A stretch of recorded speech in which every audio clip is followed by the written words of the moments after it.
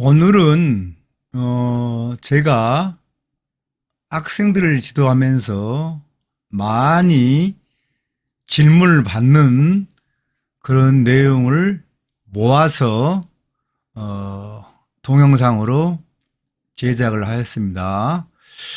여러분이 이제 실습을 2학년 2학기 때부터 하게 되는데, 이런 학생들은 굉장히 우수한 학생들이고 3학년 이후에 가는 학생들도 있습니다. 그러나 내가 오늘 여기서 먼저 말씀드리고 싶은 것은 실습 지원 서류와 실제 입사 서류는 다르다. 그리고 실습 지원 서류는 맨 처음에 가는 것과 3학년 때 가는 것, 4학년 때 가는 것이 다르다라는 것을 미리 말씀드리고요.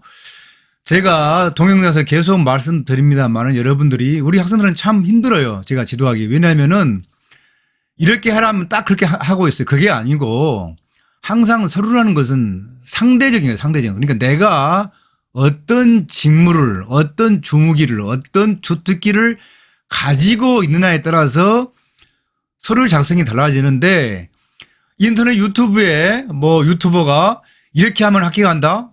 그것만 달달달 외우고 있어요. 절대 그거 아닙니다. 제가 지난 시간에도 말씀드렸지만 기업의 인사팀에서 일 잘하고 훌륭한 사람이 기업에서 계속 근무하지, 저처럼 대학에서 근무를 하고 있지, 쫓겨나가지고 유튜브에 나와서 내가 인사팀에 근무했으니까 이게 맞다 저게 맞다 하는 것은 완전히 잘못된 거라고 제가 말씀을 다시 한번 드립니다. 자, 지금부터 대학생 각종 현장 실습 관련된 이력서, 자기소개서 작성 방법에 대해서 말씀드리겠습니다. 내용이 좀 길지만은 끝까지 듣고 잘 참고하여 작성하여 주시기 바랍니다. 자, 대학생 현장 실습은 IPP도 있고 링크 사업도 있고 창업 지원단도 있고 많은 실습 갈 수 있는 기회가 있다고 해서요. 아니면 또 본인이 직접 회사를 발굴하여 갈 수도 있습니다. 자, 이건 2021년 이번 통계를 기준으로 해서 작성된 것입니다. 자, 실제 입사 서류와 조금 다르게 백화점식으로 나열을 해도 문제가 없겠습니다. 기본 정보에 가시면 사진이 있고 사진은 필수로 넣어야 됩니다. 좋은 사진이 아니어도 돼요. 실제 입사 서류와 좀 질이 떨어지고 약간 좋지 않은 사진도 좋으니까 일단 사진을 넣어라. 그리고 인적사항에 전화번호와 휴대폰이 나와 있어요. 휴대폰은 반드시 기입을 하셔야 되고, 집 전화번호가 없는 경우는 가족의 또는 지인의 전화를 써도 좋아요. 그러나 그것도 없다 할 경우에는 전화번호, 집 전화번호와 휴대폰 번호를 같이 써줘야 된다. 제가 간혹 실습 지도를 하면은 회사에서 연락이 옵니다. 연락이 안 된다고 그러면 안 됩니다. 자, 휴대폰 번호는 필수고요. 이건 필수고, 전화번호는 집 전화번호 아니면 가족 전화번호, 그것도 없으면은 휴대폰 번호와 같이 쓰시면 됩니다. 이메일은 가급적 숫자나 99887711 이런 것처럼 중복이 되거나 111 알파벳이 중복이 안 되게 만드는 게 좋습니다. 자, 제 메일이죠. SAYOUNPK 이게 @죠. 골뱅이 다음.net입니다. 중복된 단어나 철자가 하나도 없죠. 이게 좋습니다. 예를 들어서 111 이렇게 하면 안 됩니다. 이거 1, 2, 3, 3, 3 이렇게, 이거 안 되는 거예요. 이런 거 이거 안 됩니다. 그 다음에 주소는 실제 선발 이후 출퇴근할 주소 위주로 기재한 게 좋습니다. 출생지나 등본에 나와 있는 거, 번적지, 부모님 주소 등이 아니란 걸 분명히 말씀드립니다. 실제로 출퇴근할 때 있는 주소를 써주기 바랍니다. 그 다음에 합격정보는 여러분이 합격정보를 기재하면 될 것 같아요. 합격정보는, 자, 소속학과, 자, 복수전공 다 쓰셔야 됩니다. 복수전공 다 쓰셔야 돼요. 부전공 다 쓰셔야 됩니다. 다 쓰셔야 돼요. 그 다음에 학점도 평점 다 쓰셔야 됩니다.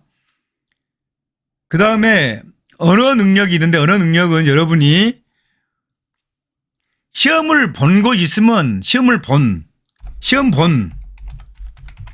걸 쓰세요. 시험 본 걸 쓰시고요. 없으면은 그냥 놔두세요. 자격증은 달라요. 자격증은 어때요? 준비 중인 것도 써야 돼. 준비 중인 것도. 자, 1차, 뭐 기타 다 쓰셔야 됩니다. 기타 다 쓰셔야 돼요. 그 다음에 컴퓨터 활용 능력이 있어요. 특히 다시 한번 말씀드리면 자격증에 학생들이 자격증을 따지 않았는데 얘기를 하는데 그렇지 않습니다. 이공계는 자격증이 4학년 2학기 때 나오기 때문에 준비된 것만 쓰시면 됩니다. 이공계 자격증은 그 요건이 있어요. 요건이 인문사이하고 다릅니다. 요건이 있기 때문에 이수 과목이 있어요. 그래서 이공계는 자격증이 안 나올 수도 있으니까 준비해가지고 공부한 거 있으면 쓰시면 됩니다. 컴퓨터 활용 능력도 자격증이 있든 없든 이건 활용 능력이에요. 활용 능력. 활용 능력이기 때문에 다 쓰셔야 돼요. 자, 상, 중, 뭐 하 해서 이렇게 쓰시면 됩니다. 하 해서 쓰세요. 쓰셔야지 활용 능력이기 때문에 굳이 자격증이 아니니까 쓰시면 된다. 아리안글, 엑셀, 워드, 파워포인트, 액세스 다 있어요. 다 쓰세요. OA 관련된 건 다 쓰셔야 됩니다. OA는 다 쓰셔야 돼. 그 다음에 이제 경력사항이 있죠. 경력사항은 2번 이상 실습한 학생은 이전 실습 등을 꼭 기입을 하세요. 가급적이면 최근 것부터 써요. 최근 것부터. 그것부터 쓰세요. 최근 것부터 쓰세요. 그리고 여기서 경력사항이 중요한 거, 그러니까 지원 직무와 일치되는 부분은 여기 경력사항도 써주고 뒤에 다시 자기소개서 또 써줘야 됩니다. 그래서 가급적이면은 지원 직무와 관련된 내용을 연계해서 작성을 하셔야 됩니다. 그리고 기타 알바 1, 2, 3, 4, 5, 6, 20개 다 쓰세요. 근로학생, 학생의 활동, 동아리, 신문사, 대학 총장 이치임시 때 기수단 한 거, 그 다음에 과 대표, 단과대학 대표, 총학생장 대표, 선거운동 한 거, 피켓 든 거 다 쓰셔야 됩니다. 1시간 일일 이상 활동한 거 다 쓰셔야 돼요. 있는 거 다 쓰셔야 됩니다. 왜 그러냐면은 이걸 많이 써놓으면 여러분들이 면접을 아니면은 서류전형 할 때 이 학생은 공부 외에도 열심히 하고 있다는 것을 알 수가 있습니다. 그래서 다 써주세요. 그리고 교육 이수도 마찬가지입니다. 교육 이수. 각종 교내, 교회, 아카데미, 뭐 소프트웨어 아카데미 무슨 기업에 하는 거 많아요. 중소기업 중앙회나 대한상공회에서 각종 협회에서 한 게 많아요. 가서 하루라도 있는 거. 그리고 코엑스에서 취업 박람회, 창업 박람회 무슨 박람회 갔는데 어떤 아카데미를 거기서 하더라. 참여한 거 그거 다 쓰셔야 됩니다. 그 다음에 가족 해외 연수, 여행 간 것도 다 쓰세요. 다 쓰세요. 연수 안 넣어주면 다 쓰세요. 이것은 실습 서류이기 때문에 다 쓰셔도 상관없습니다. 다음에 이제 자기소개서가 있어요. 자기소개서에는 일단 지원 동기, 전공 및 기술 능력, 주요 경력상, 성격 및 장단점이 있는데 가급적이면은 지원 동기에는 내가 실습을 한 달 할지, 2달 할지, 6개월 할지, 8개월 할지, 1년 할지를 꼭 기입을 해 주시고요. 그리고 지원 회사에 대해서 써주셔야 됩니다. 어떤 회사더라. 내가 지원하는 회사가 어떤 회사들을 꼭 써주시는 게 좋고요. 그 다음에 지원 직무. 나는 이런 회사인데 이 회사에서 내가 어떤 일을 하기 위해서 서류를 제출합니다. 지원 응시합니다. 이렇게 써주셔야 됩니다. 그리고 맨 끝줄에 참고 표시를 하여 가지고 선발 시 출퇴근할 주소를 다시 한번 써주세요. 줄을 바꿔가지고. 그래서 회사에서 제공하는 기숙사를 다닌다든가 아니면 내가 회사 앞에 고시원을 만든다든가 아니면 거기 고시원에 다닌다든가 아니면 다른 그 회사 근처에 있는 지인의 집에 다닌다든가. 제가 지난번에도 어떤 학생 집이 멀기 때문에 교수 교수님 댁에서 다닌다고 얘기해라 해서 합격했어요. 그러니까 실제로 그렇게 해달라는 거죠. 그 다음에 전공 및 기술 능력하고 주요 경력 및 자격사항이 있는데 그게 공통이에요. 여기도 성격 및 장단점도 공통인데 가급적이면은 여러분이 이제 이렇게 많이 쓰시죠. 이런 식으로 많이 써요. 이렇게 꺽쇠 넣어가지고 제목을 달죠. 이렇게 제목을 다는데 제목을 꺽쇠로 다는 것은 중요해요. 중요한데 이런 식으로 하지 말라는 얘기죠. 전공과 동아리로 습득된 오해의 능력. 이게 틀린 거예요. 틀린 겁니다. 이거. 틀린 거예요. 그렇게 하면 안 되고 아주 구체적으로 쓰셔야 돼요. 구체적으로. 창업 동아리 활동 계획서를 PPT 30페이지 분량으로 작성 발표하다. 이렇게 써야 돼요. 파이썬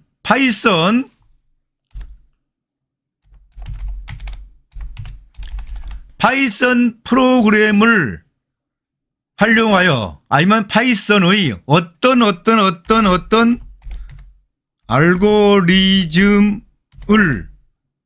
알고리즘을 사용하여 또는 사용하여 무엇을 만들다. 이렇게 쓰셔야 돼. 이렇게 쓰셔야 된다고. 그러니까 나는 프로그램을 잘한다라는 의미가 없어요. 파이썬이 중요해. 파이썬으로 아니면 파이썬 무슨 알고리즘을 사용하여 무엇을 만들다. 이게 제목이에요. 이게 제목이고 그 다음에 그 밑에다가 줄을 바꿔가지고 쭉 상세하게 쓰는 거예요. 이 내용을. 알겠죠? 이것도 마찬가지입니다. 이것도. 창업 동아리 활동 계획서를 PPT 30페이지 분량으로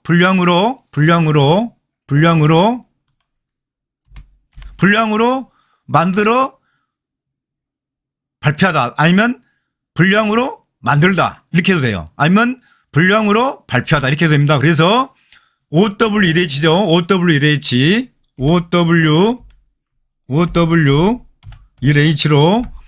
내용을 쓰셔야 돼. 대학교 3학년 5월 1일부터 수원시에서 서울시에서 창업증원에서 주최한 어떤 드론대회 창업동아리 연합동아리로 해서 무엇 내용이 뭐다. 그 내용을 써주는 거예요. 그렇게 해야지 전공과 동아리 습득된 이거 이렇게 하면 안 돼. 이거 너무 추상적. 그게 안 됩니다. 이거 안 된다고 내가 분명히 얘기했어요. 그 다음에 전공 및 기술 능력도 마찬가지예요. 이것도 가급적 학교 내에 내가 전자공학이다. 전자공학이 중요한 게 아니에요. 기업에서 전자공학 학생을 뽑는 게 아니에요. 직무를 뽑아. 직무를 뽑기 때문에 어떻게 해요? 관련 전공 과목 회로 이론 중에서 무엇? 환경공학에서 수질, 대기, 오염, 비점 그 특정한 그 부분만 쓰는 거예요. 내가 비점 관리, 오염 관리를 공부했으면 저는 대학교 2학년 때 오염 관리에 대해서 공부를 하다. 그리고 어떻게 내용이 오염 관리가 어떻게 실습을 했고 어떻게 교수 리포트를 했고 쑥 쓰셔야 됩니다. 자, 또 캡스톤 디자인 좋아요. 캡스톤 디자인 다시 한번 예를 듭니다. 캡스톤 경기인대회 드론으로 참여하다. 이렇게 쓰는 거예요. 그리고 그걸 쑥 써주는 거예요.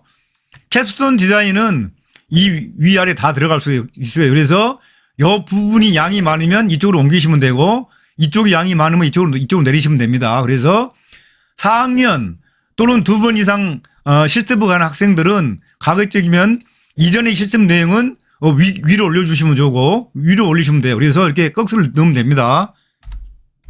이전 실습 내용 이렇게 해가지고 줄 바꿔 쭉 쓰시면 돼요.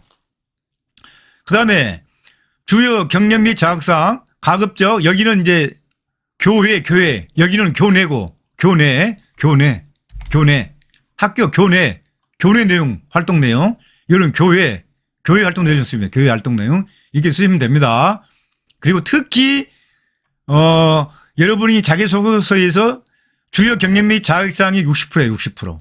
이게 40%라고 비중이. 그러니까 가급적이면 여기에 집중하여 쓰셔야 됩니다. 그래서 모든 거 다 쓰셔야 돼요. 직무에 관련된 거. 자, 직무에, 내가 지원한 직무에 관련된 내용은 다 여기다 쓰셔야 돼.